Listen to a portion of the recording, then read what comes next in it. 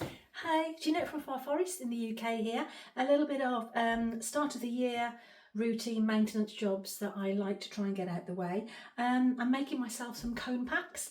I bought, in error, the ones that have to go in the little blocks, and purchasing the blocks, they're like 50p or 75p in the UK per block, so that can mount up quite a lot. So I saw somebody actually make their own cone packs with reclaimed old clay, and that's worked really good for me in the last 2 years. So I've run out, so I need to make some more, so I thought I'd just film it, show you what I do in case it's something you might fancy having a go at. Been quite successful for me, but I did learn a few mistakes at the beginning, so I'll show you what I do. So with my cone packs, I'm using 5, 6 and 7, so you just snap on the opposite sides to break them up. I'm sure you know this if you've already got cone packs.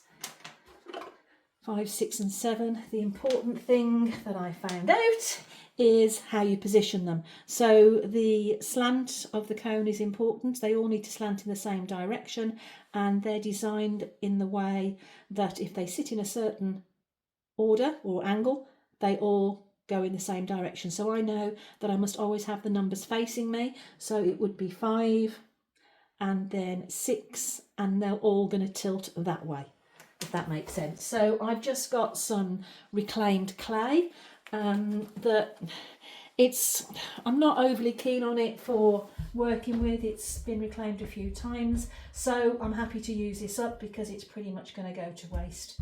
So one little small tip: number facing you, flat down, wrap the first one around, and you make it a little bit like an S shape on the two sides of the triangle.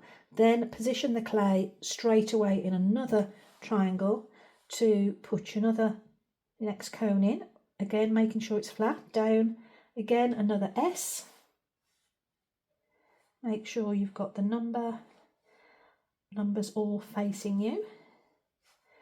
And then, because you've got a straight edge of the cones, this last piece of clay just goes straight ahead. Press it off and then really squish it so it's all pressing around the cones nice and tight, but check that they're all flat, facing in the right direction, just like they would be if they were sat in the little holders.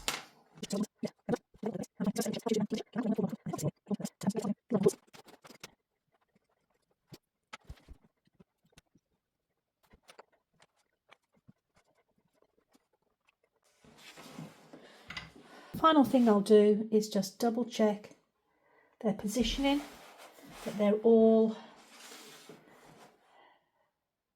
flat to the bottom, and you can see when you look down on them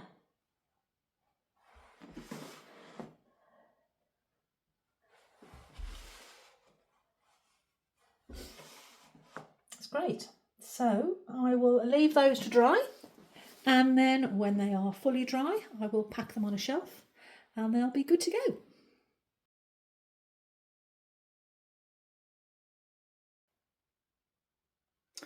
So these are my cone packs after they've been drying for a couple of days. So now they're all loose on the board. I've got, majority of them are cone 5, 6 and 7, which is the majority that I use. And then I've just done a few that are 4, 5, 6 for when I fire to cone 5. So what I'll do now is I need to store these so they're down by my kiln. So I'm just going to use a tray for easy access and store them all in here. But first I'll just show you how the bases look.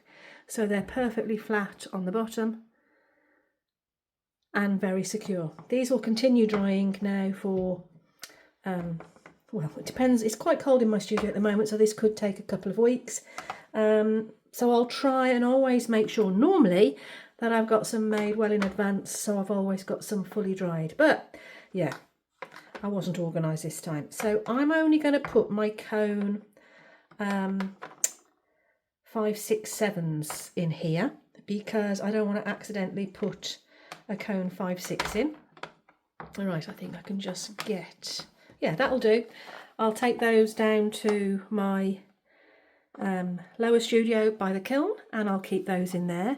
And then the others, I've got some spare cone boxes. I'll store this box with my other cone pack boxes, but at least I know I've got, doesn't go that way.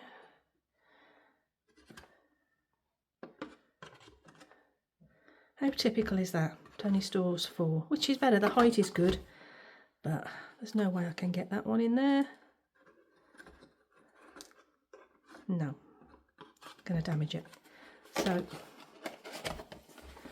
going 4, 5, 6, and I'll do another one. But yeah, these are going to go down to my studio, and yeah, ready for the next lot. Hope that's helpful. Take care. Bye bye.